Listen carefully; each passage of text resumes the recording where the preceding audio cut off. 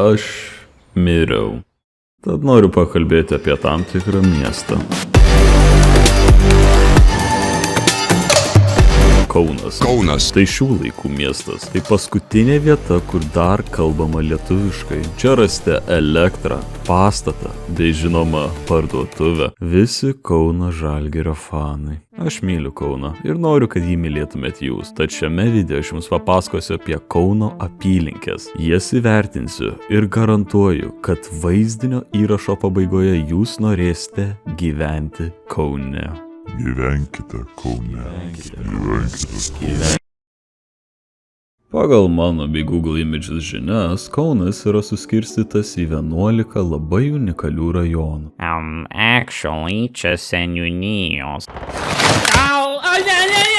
Taigi, pradėkime nuo Vilijampolės. Daugumai žinoma kaip Slabodkė, bet žinot ką, eikit.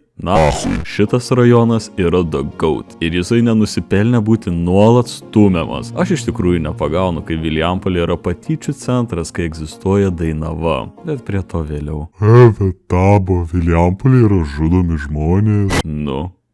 Ir šiame rajone visi malodėts. Jeigu tave čia subadė ar tiesiog sudaužė, reiškia nusipelniai. Visi Vilijampolėje draugiški ir sveikinasi eidami pro šalį. Arba paprašo įsitraukti telefoną, kad pasakytum laiką. Jeigu jūs dar neužtikrinti šio rajono, leiskite man pristatyti Lampėdžius. Tai Kauno Palanga. Tik čia nereikia išleisti 3 bizilijardinių eurų, kad pabūtum savaitai. Tai nuostabi vieta praleisti vasaros vakarą ir pasipliškenti tikrai neužterštame ir labai skaidriame vandenyje. Fun fact, Lampėdžiuose per vasarą mažiausiai nuskęsta 47 vaikai. Visi keliai veda į Vilijampolę. Ne veltui J.K. pasakė, Slabodkė destination. Įsivedęs jau į vazę. Vis tiek netikite, kad čia geriausia vieta jums ir jūsų šeimai? Štai keli gražų žodžiai apie šį rajoną iš patikimo žmogaus. Man draugelis pasakojo, Vilijampolėje, buvo susitikęs su keliais čiūrais ir norės taikyti. Tai jie nuvažiavo su tais čiūrais susitikti, pasikalbėti, kas namalė. Ir sustojo stotelį ir pradėjo eiti ant tų čiūrų, pasikalbėti. Jie išlipo iš mašinos ir pradėjo juos mėtyti akmenis. Jie bandė trauktis, bet matė, kad jie yra apsupti.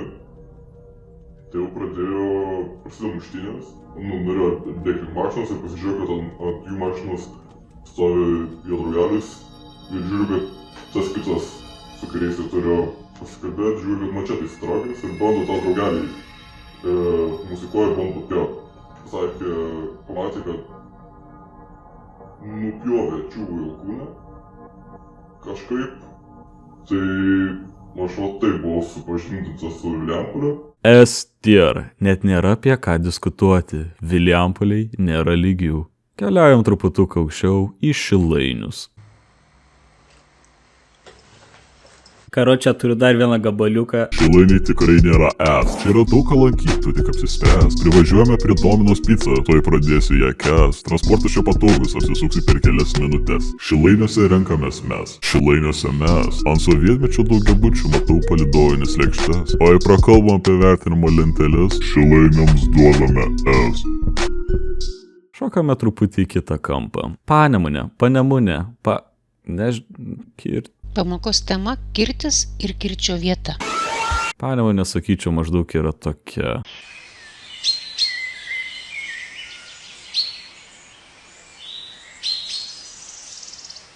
A-tier. Smagi vieta su dviračiu lankytis, tik kad truputuką per daug agentų. Judame tenai, kur dauguma nenorėtų rodytis. Šiais laikais šis rajonas yra pasiskirstęs į aukštuosius ir žemuosius šančius. Tik ne per seniausiai tarp šių dviejų regionų buvo pasirašyta taika, kuri nutraukė 130 metų vykusi karą. Prieš daug metų šančius valdė du čuvakenzai – Kalnas ir Mažeikis. Kalnas atstovavo kalniečius, tuo tarpu Mažeikis buvo šančiuose gyvenančių mažeikiečių balsas. Ilgą laiką šančiai klestėjo. Tarp abiejų grupių buvo nustatyta tam tikra tvarka, kuri leido šančiams kaip rajonui funkcionuoti. Mažeikiai dėl savo ūgio dirbo kasyklose, tuo tarpu kalniečiai populiarino šančius dalyvaudami krepšinio rungtynėse. Nepaisant Mažeikių svarbos, kalniečiai nuolat juos nuvertindavo. Žiūrėdavo juos kaip į nešvarius, apsišikusius nykštukus. Laiko einant įsivyravo tam tikra neligybė. Mažeikių algos tapo žymiai mažesnės, kol kalniečiai mėgavosi savo prabangą. Galiausiai Mažeikiui bei jo žmonėms atsibodo šis nesažiningumas ir jie paskelbė atsiskyrimą nuo Šiaurės Šančių. Žinoma, kalniečiams tai nepatiko ir jie bandė jėga sustabdyti šį atsiskyrimą. Tai įžiebė nuožmų ir daug aukų pareiklavusi karą, kuris buvo pavadintas Sarn Athrad. Aukštieji šančiai eina į A tier, nes aukštuomenė maladėts. Žemieji šančiai keliauja į C tier, nes visi žemūgiai turėtų būti nušauti į kaukolį. Judame prie Kardanų zonos. Aleksotas yra tikrai neblogas rajonas. Nepaisant artimajame miške kasnakt vykstančių aukojimo apeigų, čia gyvenantys žmonės patiria ganėtinai ramų gyvenimą. Kiekvienam aleksotiečiui privaloma prie savęs laikyti aukšto kalibro ginklą, kadangi šis rajonas yra tai, kas saugo visą Kauną nuo nelegalių garliavos pabėgėlių. Kasmet į Kauną bando prasiveržti bent 20 000 paso neturinčių garliaviečių. Kiekvienam gyvenančiam Aleksote žmogui yra suteikta pilna teisė ant pirmo kontakto šauti jų manimų esantį garliavos genų turinti asmenį. Žinoma, dėl šios teisės dažnai kyla tam tikrų nesusipratimų tarp pačių Aleksote gyvenančių piliečių. Tačiau dažnai šie nesutarimai greitai būna aptarti prie lašinių, duonos ir citrininės bajorų bonkės kombo. Kad ir kaip atrodytų, aleksotiečiai nėra šaltakraujiški žudikai ir suteikia garliavoje esančiom prarastom sielom galimybę naudoti 6 autobus, kuris tuo pačiu suteikia Kauno gyventojams prieigą prie garliavoje esančio Hario kebabų. Rimtas ir aiškus S tier apdovanojimas. Čiuožiam į centriuką.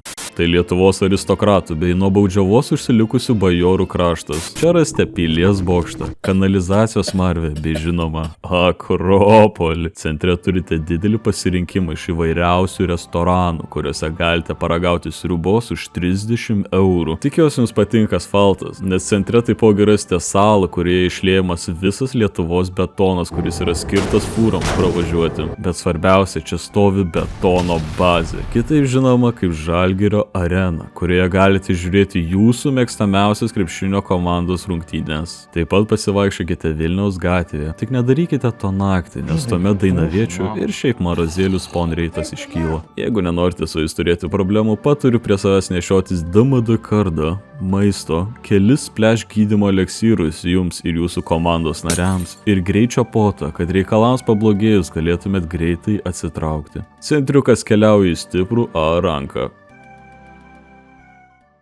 Pakeliaus aukščiau mes turime Žaliakalnį. Tai žalias kalnas, kuriame rasite prisikėlimo bažnyčią, kuri yra matoma iš kosmoso. Jūsų nuotaika skaidrins ilgas kelias, lemon gym, belenkokie kamščiai bei fucking malūnas. Žaliakalnis keliauja į B tier, nes...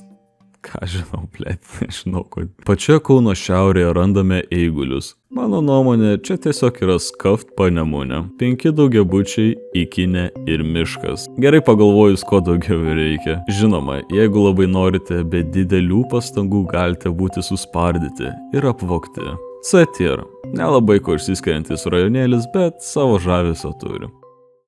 Einant nuo eigulių, žemiau dešinėje galime rasti... O dieve. Tai pragaras žemėje. Tikras pragaras žemėje. F tier. Dainava tai OSRS Vildernis. Tai ne rajonas, o eksperimentas. Karantino zona. Kiek žinau, Dainavoje dar neišrasta valiuta. Turiu pripažinti, jeigu ieškote Kristės ar Fentos, jas lengvai galėsite rasti local remake. Jeigu neturite jokios išeities išvengti Dainavos, jūs galite kelti savo XP PvP susirėmimuose draugystės parke. Turiu įspėti, kad įėjimo kaina į šią zoną bus vienas bambalis švyturio local bomžams, kurie prižiūri, kad žudimas tenai vyktų proto ribose. Slenkame į Gričiupį. Aš jums nemeluosiu, aš neįsivaizduoju, kas čia per vieta. Aš nežinau, kodėl jinai apskritai egzistuoja. Aš net nepasirašęs jokio skripto už tą dalį. Fucking Kauno. Aš nežinau, kodėl jinai egzistuoja apskritai. Aš dabar gyvai tiesiog žiūriu, jinai fucking mažiukas. Čia straight up yra tiesiog Girstučio baseinas. Ir viskas. Aš nežinau, kodėl jinai fucking egzistuoja. Ką jinai čia veikia apskritai? Nežinau, čia galim aptikti Sabonio krepšinio centras. Ačiū Gričiupi. Ačiū tau, blėt. D tier, nes nežinau, kodėl apskritai egzistuoja Gričiupi. Man tiesiog fucking pikta, aš nežinau kodėl, aš atsiprašau. Galiausiai prieėmė prie Petrašiūnų. Aš jums nemeluosiu, aš nieko nežinau apie šitą karo zoną. Jie turi vandens, Jump Space Kaunas batutų parką, auto spa meistrus ir žinoma Hesburger. Taip pat esu girdėjęs gandus, kad esančioje 15 vidurinėje buvo treniruojami ateities kriminaliniai nusikaltėliai bei aro pareigūnai. Užmetus akį į Google Street Views galima rasti čia visai išsivyšusias Kauno apylinkės. Duodu Petrašiūnams C tier. Gal ir būtų aukščiau, jeigu jų neblokuotų Dainava.